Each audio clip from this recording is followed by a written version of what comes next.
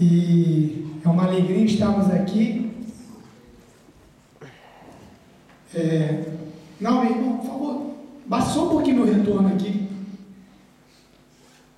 Som. Obrigado, irmão, melhorou. Bem, eu tive a alegria, para a glória de Deus, de receber o convite de trazer uma palavra hoje, no culto do vertical. Mas o Senhor tinha me dado uma palavra que era uma palavra para a igreja, né? Não era uma palavra 100% voltada para a nossa juventude. Aí o Senhor, através do seu Espírito, me deu a vontade de trazer um testemunho, um breve testemunho da palavra. A maioria dos irmãos, se não todos, conhece um pouco da minha história, de onde o Senhor me tirou, do trabalhar de Deus na minha vida, na vida da minha família, mas eu sempre dei mais ênfase para o lado do carnaval, para o lado da minha fase já adulta. Mas, na verdade, a minha iniciação, aonde o trabalhar do lado inimigo na minha vida começou bem jovem, na idade dos nossos jovens. Ouviram, jovens? Na idade dos nossos jovens. Amém. Vamos prestar atenção hoje o culto é para vocês. E para os jovens adultos também. Mas bem novo, eu tinha por volta, lá para 1987, aí não vai ser mais jovem adulto, né? Aos meus 11 anos, eu morava numa rua, sem saída, no Rio de Janeiro, e eu não estou fazendo uma apologia para clube de futebol, mas quando eu tive uma experiência com o clube do Flamengo, sempre nos jogos do Flamengo, na minha rua, que era cerca de 10 minutos do estádio do Maracanã, havia um movimento no final dela. Era churrasco, bem cedo, isso por 9 horas da manhã, os jogos seriam 5 horas da tarde, churrasco, bateria, afinando instrumentos, passando bateria, ensaiando músicas, picando papel, inocentemente olhando, tudo uma festa, tudo bonito, uma alegria, e aquilo ali foi me contagiando, mas eu não tinha como participar daquilo porque eu era bem jovem. E nisso, no meio da minha rua, eu conheci um amigo da minha faixa etária, 11 anos, meu grande amigo Serginho, que é xará de Sérgio, não é meu Sérgio não, é Serginho. E ele, na verdade, ele era o irmão do maior líder da torcida, que era o Severo Paraíba, junto com ele a presidência Capitão Léo, Leonardo Ribeiro. E ali eles foram, eu fui fazendo amizade, Serginho frequentava a minha casa e vice-versa, e através disso eu ganhei um convite para frequentar os estádios junto com eles, o irmão dele se apresentou, e quando eu vi eu já estava dentro daquela torcida. Quando eu vou falando aqui, para a gente não perder tempo, o Naldo vai rodando umas fotos aqui. E a princípio, aquela festa, quando eu vi eu já estava fazendo parte. Tudo era bem bonito, tudo era bem colorido, e a torcida foi crescendo. Na época ela tinha uns 300 a 500 membros. O nome dela era Torcida Jovem do Flamengo. Quando chegou na década de 90, 92, o Flamengo conquistou um título do Campeonato Brasileiro e a torcida cresceu muito. Hoje, para vocês terem ideia, essa torcida já passa de 50 mil membros. Qualquer lugar do Brasil, se vocês quiserem pesquisar, vocês podem ver lá. Torcida Jovem do Flamengo, e o pelotão da cidade de vocês vai ter um responsável lá por essa torcida, de qualquer lugar do Brasil. Conforme a torcida foi crescendo, foi aumentando também o número de pessoas com estilos diferentes, com jeitos diferentes, e aquilo que era brincadeira, que tudo era uma festa, foi com o tempo ficando violento, foi com o tempo perdendo a sua ideologia, que era seguir o clube de futebol, que era fazer uma festa, que era torcer. Mas aonde foi o maior decadência da torcida que eu pude presenciar foi quando o Capitão Léo teve a ideia, muita boa ideia, que depois copiada por todas as outras torcidas organizadas do Brasil, de fazer a torcida separada por setores, como, por exemplo, Norte Shore, primeiro setor, Centro da Cidade, segundo setor, Manucal, terceiro setor, para uma melhor administração, para uma melhor liderança. Mas, se nós olharmos espiritualmente, Satanás não precisava se preocupar com aquele povo, porque a palavra de Deus fala que só há dois caminhos: Um que leva para a eternidade e o outro para o fogo eterno. O único caminho que leva para a eternidade é Jesus Cristo, não há outro caminho. E nós não conhecíamos a palavra, nós não gostávamos de Jesus Cristo. Então o inimigo de nossas almas não precisava se preocupar. Mas o inimigo não é bobo. Ele não sabia o dia de amanhã de muitos ali, mas ele com certeza desconfiava que o Senhor tinha obras na vida de alguém ali, de muitos ali. É por isso que eu estou aqui hoje, como muitos outros também estão lá no Brasil ou em outros lugares. Então ele tinha pressa em saquear aquelas almas. Aonde ele arrumou a maior facilidade de entrar no meio daquela juventude, daqueles homens bonitos, sarados, homens que tinham famílias, foi quando houve essa divisão para uma melhor administração. Ele criou uma grande vaidade ali dentro, uma competição entre os setores da própria torcida. A torcida começou a ter a desunião, ter brigas de contato físico de um setor com outro setor, e ali pessoas, para mostrar melhor poderes, alguns viraram traficantes, outros entraram para o comando vermelho, uns viraram assaltantes, uns começaram a andar armados, com armas grandes, armas pesadas. E foi o momento que eu mais presenciei enterros na minha vida, que eu mais presenciei velórios. E o interessante é que naquela época, quem era enterrado nessa guerra era enterrado como herói. Foram muitas bandeiras que eu enrolei caixões e tocava os instrumentos para ver aqueles corpos descer à sepultura. E a torcida tem uma coisa interessante também de falar, que ela, antes de crescer, antes de chegar nessa divisão, quando ela tinha um ideal, ela era uma família, a torcida era unida, tinha uma amizade entre as pessoas ali dentro. As pessoas se preocupavam uma com a outra, ninguém entrava dentro do estádio sem que tivesse certo que todo mundo tivesse com o seu ingresso. Ninguém viajava ida e volta sem certo que todos tivessem. Aquele em cima ali era eu quando era malucão. Quando ninguém, eu não falo isso como vaidade não, tá, irmão? Só vocês verem o mover de Deus.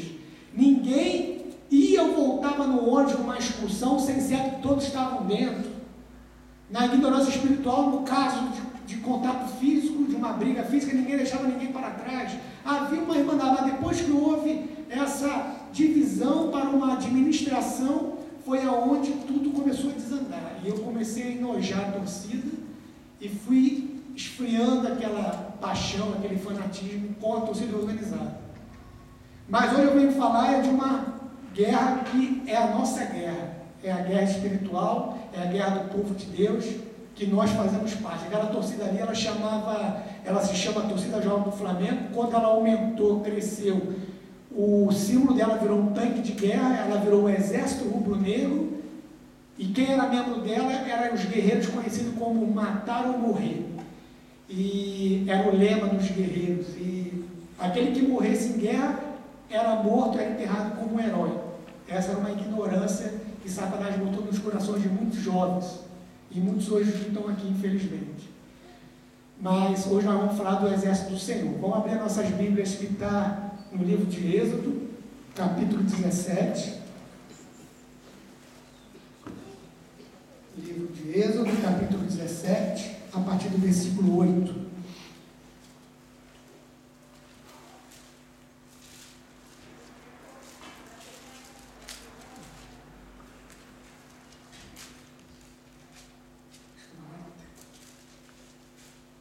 Amém?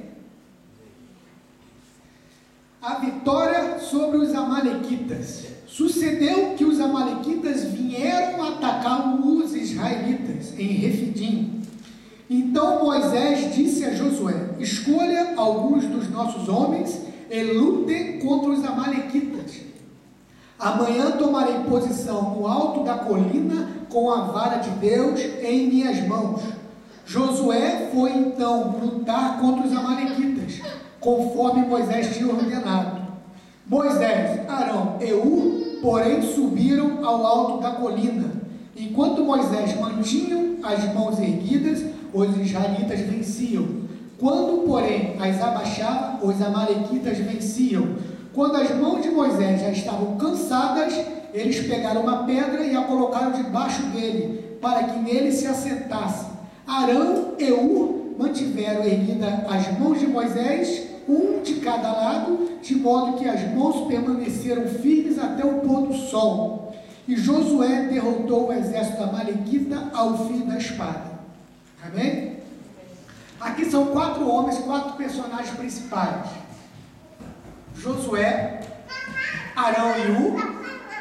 Olha, Bernardinho. Josué, Arão e U. E Moisés.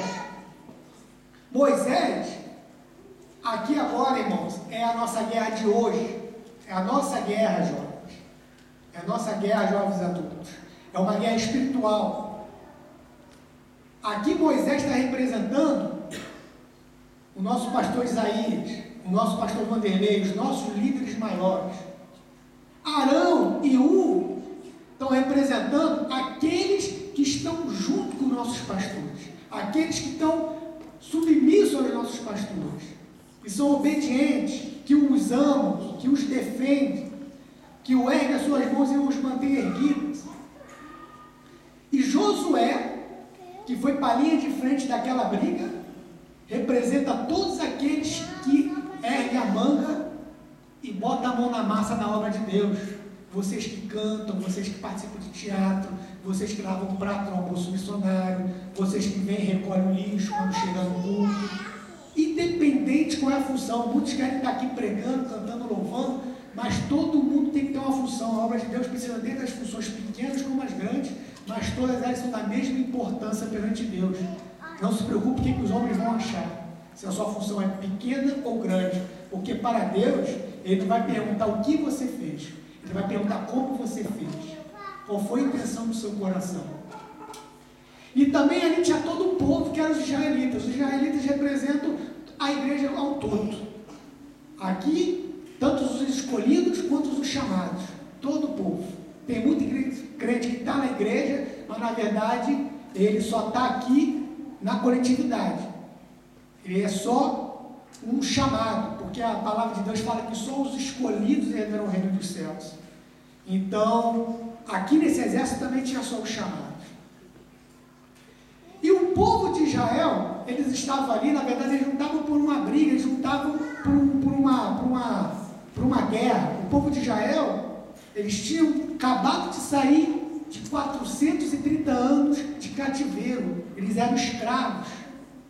Eles tinham acabado de vir de uma escravidão intensa. Era um povo que estava enfraquecido, era um povo que estava desnutrido, desidratado, era um povo que não tinha massa muscular, tinha marcas de surras pelo corpo. E eles não estavam ali para brigar, eles estavam passando ali porque era o caminho deles. Na verdade, Israel, eles não teriam nem como brigar, porque até então, quando você vê Israel saindo do Egito, eles não brigaram com ninguém, eles só fugiram, e o Senhor que foi abrindo os caminhos para eles, o Senhor que foi botando o exército de Faraó por terra, por Deus mesmo, pelas mãos do Senhor. O povo de Israel até então, essa aqui foi a primeira guerra do povo de Israel, da igreja do Senhor. E quando o povo chega a caminho para a terra prometida, eles encontram com quem do outro lado? O exército dos amalequitas. Os exércitos dos amalequitas, eles representam o inimigo das nossas almas, eles representam Satanás, que no mundo hoje, ele não vai vir para você, jovens, de forma como a gente está acostumado a ver em desenhos animados, em filme, na pizzaria réu da propaganda, ele de chifrinho, de rabinho. Ele vem assim, de forma sutil, como foi comigo quando eu era jovem, que ele veio com uma festa, com umas cores bacanas, com os papéis picados, com um cântico de futebol. E quando eu vi, eu estava dentro de uma gangue, dentro de um tráfico. E eu não podia mais voltar, porque eu já estava totalmente amarrado em termos de fanatismo, de paixão, de vícios, de ego, de vaidade. Então, os amalequitas, eles representam Satanás, porque a Bíblia fala que o inimigo de nossas almas, ele vem para matar, roubar e destruir. Os amalequitas, eles nem tinham casa própria, eles viviam invadindo, saqueando as aldeias vizinhas, os arraiais que viam pelos caminhos, eles entravam, acabavam com tudo, escravizavam nossos jovens, e algumas vezes acredito que até eles se abusavam das mulheres, eles recolhiam, roubavam toda a plantação, eles roubavam todo o rebanho. A Bíblia fala que eles tinham prazer em matar. Então era o povo, a igreja do Senhor, nós enfraquecidos, nós sem forças, humanamente se olhando, e do outro lado esse exército furioso, se levantando com ódio contra a igreja do Senhor, contra os jovens da igreja do Senhor. E agora não era mais um fight, não era mais uma luta de Flamengo e Vasco, não era mais uma luta de Palmeiras e Corinthians e São Paulo, Atlético Mineiro e Cruzeiro, não. Agora era a luta da nossa vida, para nós escolhermos, para nós agarrarmos a nossa salvação com unhas e dentes, como diz o ditado popular, e não largar mais, decidir de que lado nós estamos e ir até o final. De um lado os amalequitas e do outro a igreja, nós, o exército do Senhor. E Israel não passava ali para brigar, para um fight. Israel estava passando ali porque Israel estava indo a caminho da terra prometida, das promessas do Senhor, mas não tinha para onde correr, eles tinham que encarar o inimigo. O inimigo tem que ser encarado dia após dia. Era como nos dias de hoje, a gente no Ultimate Fight, quem gosta aí, tem o Anderson Silva contra uma criança nossa. As apostas são 1000 contra 0. Todo mundo humanamente apostava no exército inimigo. E foi aí que Moisés chega para Josué e fala para Josué: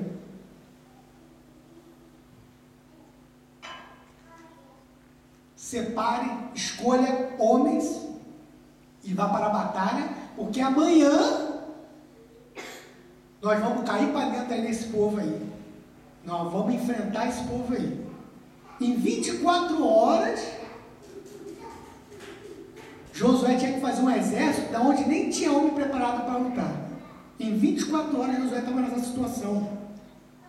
E para piorar, Moisés fala para Josué: enquanto você vai lutar, vai meter as caras lá na linha de frente, eu, Arão e nós vamos para o monte. Nós vamos estar lá em cima só olhando vocês, intercedendo. Nós não vamos botar nossa cara a tapa. Nós não vamos brigar, nós não vamos botar nossa vida em risco. Nós vamos estar lá em cima, intercedendo pelo povo. E Josué poderia ter falado, eu creio que eu teria falado. Quem não teria falado? Você está louco, eu não estou preparado para essa luta. Eu venho de uma escravidão, eu estou fraco, eu não consigo nem segurar uma espada. Mas Josué não fez isso.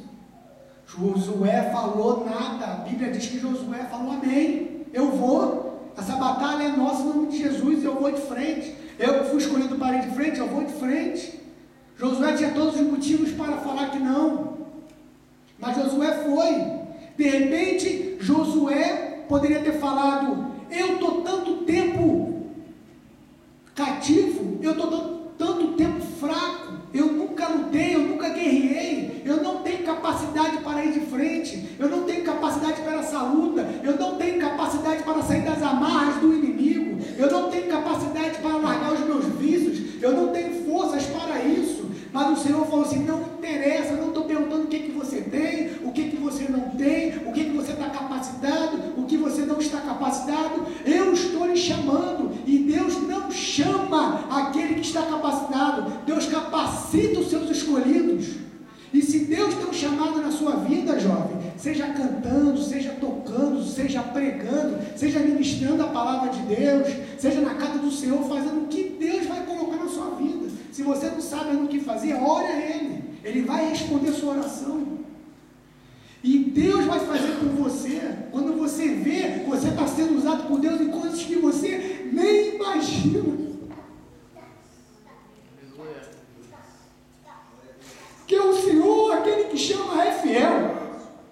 Porque o Senhor, aquele que chama, Ele não nos chamou para brincar de Flamengo e Vasco, Ele não nos chamou para estar brincando na casa do Senhor. O chamado do Senhor é sério, jovens, é sério, jovens adultos.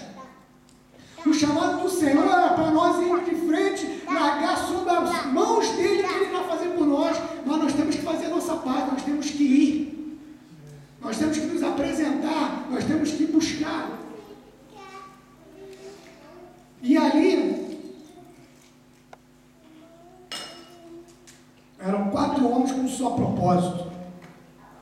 Ali que estava o X do negócio, eram 4 homens com um só propósito. O propósito de ver o inimigo cair por terra, o propósito de ver a igreja do Senhor, a obra do Senhor crescer, o propósito de ver a vitória de Deus naquele lugar. E ali aconteceu a briga. Aconteceu como narrou a Bíblia, de um lado os inimigos, e Josué ia tendo vitória em nome de Jesus, ia botando o povo para cair, para correr, mas quando via o povo de lá, o povo do inimigo, revirava o jogo e o povo de Deus começava a recuar, mas aí Josué depois voltava. Foi quando Arão ia lá do alto do monte, falou, só assistindo, eles não sabiam qual era a função deles naquela briga.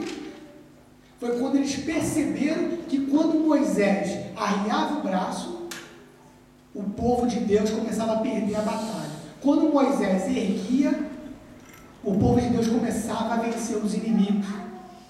E eles viram que Moisés estava cansado. Então eles tiveram discernimento espiritual que a batalha estava ali, na união. A batalha estava ali na mão deles. Era só eles viverem o que os líderes deles estavam vivendo. Entrar na mesma função, entrar na mesma intenção, no mesmo propósito.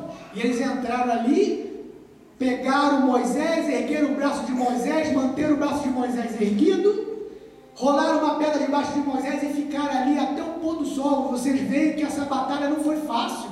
Essa batalha ela durou um dia inteiro. Mas o Senhor deu vitória. Às vezes nós passamos batalha que parece que não tem mais fim. Às vezes, desde quando nós botamos o pé nessa terra, o pé nessa igreja, entramos numa batalha que parece que ela nunca acabou, que ela nunca vai acabar. Mas o Senhor vai dar a vitória. A vitória é certa. Então, Deus deu a vitória. E qual é a maior lição que eles deram para nós aqui? A primeira coisa foi a unidade. Eram 4 com o mesmo propósito, eram 4 com o mesmo objetivo, e eles estavam unidos. Era unidade. Quando eu falei do exército rubro-negro lá, que era o exército do capeta, Satanás não precisava se preocupar em fazer a desunião, a discórdia, plantar a vaidade lá dentro e detonar com um monte de almas, porque já estava todo mundo sob o domínio dele. Imagine se Satanás acha a brecha para entrar no meio do exército do Senhor, porque muitas das vezes, olha, o Diego foi muito feliz em ministrar aqui, em termos de vertical e radical. Muitas das vezes, amados, os ministérios da igreja é para uma melhor administração, para uma melhor organização, para o mesmo objetivo: ganho de almas, vitória do Senhor, derrota do inimigo, crescimento da obra de Deus, crescimento da nossa igreja. Mas muitas vezes os ministérios dão abertura para a vaidade, para a competição, quem canta mais, quem toca mais, quem prega mais. Pô, meu irmão, para com isso, rapaz. Se você está com isso na obra de Deus que sair, é melhor você pedir para sair. A obra de Deus é para nós sermos um só, um corpo só. A palavra de Deus, lá em Romanos 12, versículo 5, fala que em Cristo nós formamos muito. Somos um só corpo e todos os membros estão ligados em nós. Então nós somos um só. Se o corpo, se o ministério, se o membro está ferido, nós estamos feridos juntos. Se nossos líderes estão tristes, nós estamos tristes juntos. Se nossos líderes estão passando por batalha, estão passando por luta, nós vamos sentir juntos. É assim que Deus vai dar vitória. O grupo vertical, o radical, a adoração samba clube, o Chico de quinta, é um só, irmão. A gente só se organiza para levar a obra de Deus, porque o inimigo é grande. Mas se nós ficarmos, não, porque ele é isso, porque eu sou aquilo, porque ele é bom, porque eu ruim, porque acabou, a gente não anda para frente. Só a misericórdia de Deus para o inimigo não engolir, mas a gente não cresce. A gente não cresce. E aí os jovens vão ficar em conflito, porque nós adultos somos testemunho de quê para eles? Se o pai na igreja é uma coisa, quando já vai no carro, já vai minando o ministério. Ah, por que eu não quero saber de igreja? Olha, meu pai é doidão, sai daqui, sai falando de tudo, de todo mundo. Isso aqui está alguma coisa errada. Isso foi a primeira coisa.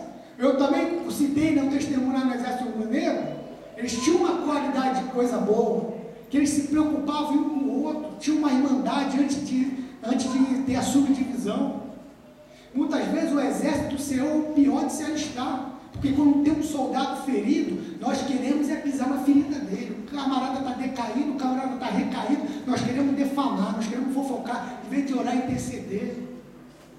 Às vezes, temos algum ministério que às vezes está passando por uma dificuldade, algum maluco, em vez de chegamos por líder, o que está precisando, ou quem contar comigo pode contar, não. Muito pelo contrário, ficamos falando que está ruim. Como que vamos vencer o inimigo? O exército é um só, o Deus é o mesmo, o propósito é um só assim teremos vitória em nome de Jesus. E a segunda foi um respeito entre eles. Arão, Moisés e Josué, um respeitou a função do outro. Ninguém questionou ninguém. Ninguém chegou para... Josué poderia ter falado, eu vou aqui brigar com esse monte de cara aí, vocês vão lá para cima, lá, maravilha, pegar um ventinho na cara, tá louco, eu não vou meter a cara aqui não. Manda Arão descer e vir, Arão vir e brigar, eu vou ficar lá em cima. Por que Arão vai ficar segurando o braço do Moisés? Por que não sou eu? Manda Arão descer e brigar. Não houve isso. Não houve isso. Eu vejo isso no nosso almoço missionário, onde é a igreja, não tem negócio de ministério, é a igreja porque é o dia que mais vem almas cativas dos amalequitas. Por que aquele ali está catando prato e eu não estou? Por que eu estou catando prato e ele não está? Por que eu estou aqui no pesado e só está vendendo ticket? Por que só eu lavo o prato? Por que só eu que recolho o prato? Meu irmão, pelo amor de Deus, cara, será que você não se ligou com o teu exército, não? Qual é a briga espiritual que nós estamos? O que está acontecendo? Vai para o mundo então, se for para ficar nisso aqui dentro. Porque muitas das vezes, eu já falei isso, a pastora não gosta muito, a pastora Adeliane, o mundo ele tem, jovens, ele tem consequências graves. Ele depois, ele der uma dor que é uma coisa inexplicável, mas a princípio ele tem um prazerzinho lá. Não é à toa que está cheio de gente lá amarrada. Se fosse para ficar aqui no exército do Senhor de palhaçada, então vai para lá, você vai ficar aqui em cima do muro, porque a palavra de Deus fala que se tu for, ou tu é quente ou tu é frio, se tu for morno, ele vai te vomitar. Para que vai ficar aqui morno? Vai para lá. Tenha sede de ser um escolhido do Senhor, porque Josué, com aquele povo ali, Moisés não chegou para ele e falou assim, chama todo mundo e vamos para a batalha. Moisés chegou para ele e falou assim, escolhe quem está com vontade de servir o Senhor de verdade. Eu sei que às vezes você pode estar se encontrando num momento que você não está num momento em comunhão com o Senhor. O Senhor sabe disso, eu já tive isso, Senhor. Eu já tive isso. Eu já depois de estar dentro de um ano dentro da igreja, quando eu vi um copo de chope na minha boca salivar. Mas Deus reconheceu o meu coração. Sabe como é que eu pedia para Deus me tirar isso? Tomando o vinho da Santa Ceia.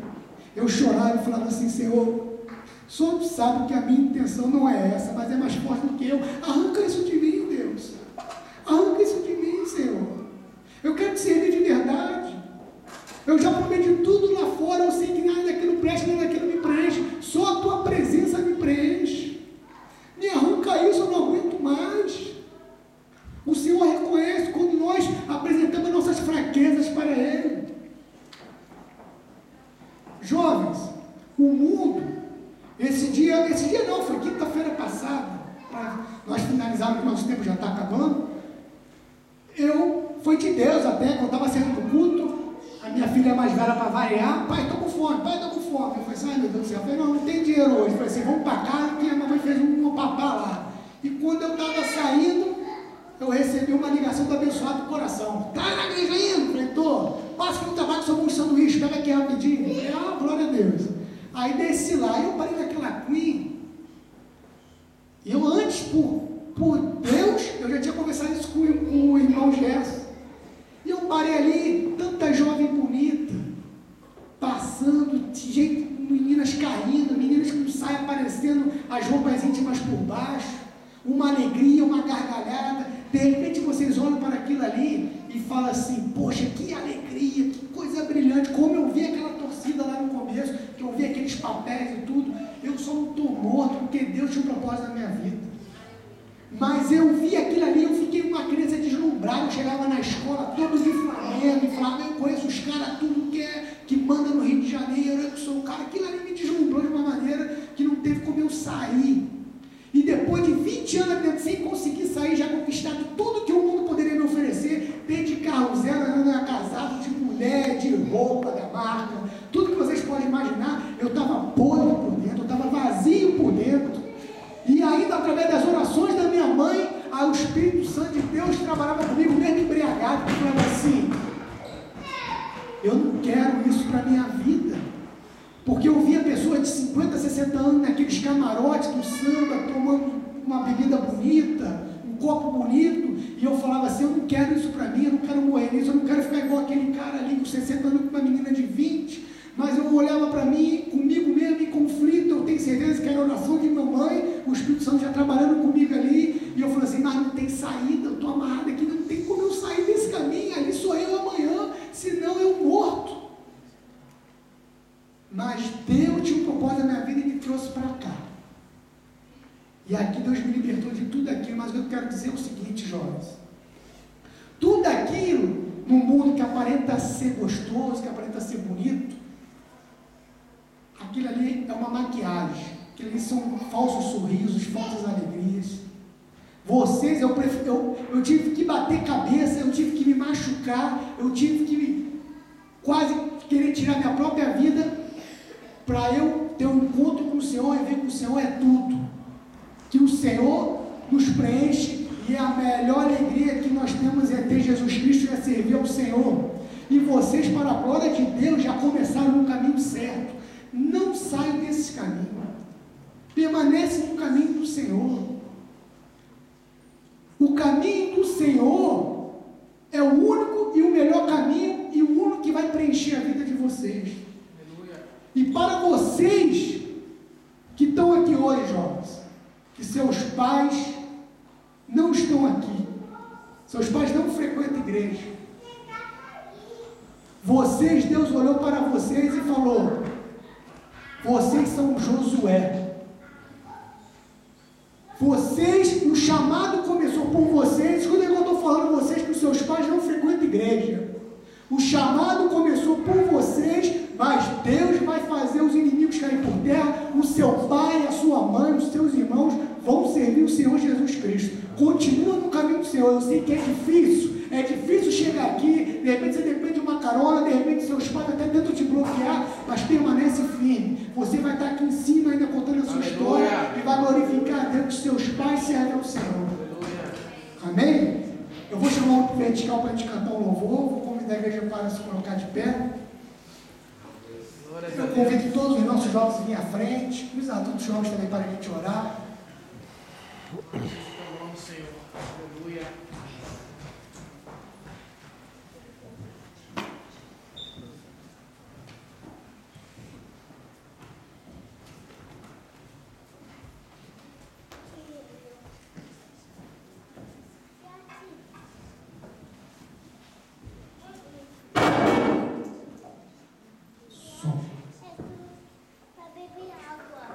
Frente bonita aqui, vem aqui na frente, por favor. Quem quiser vir também, vem, a palavra tocou. Maria Clara, vem aqui na frente. Quem sentir a vontade também, no Espírito, não é só para os jovens, nossa palavra é para a igreja. Aqui o Senhor falou.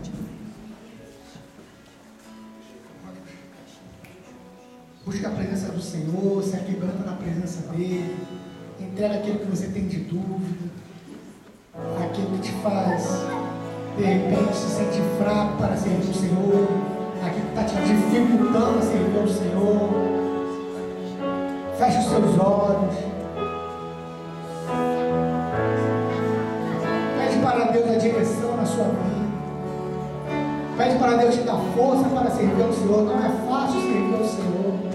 O exército amalequita, eles são fortes. O tempo deles é curto. Entrega seu coração a Deus. Estou aqui.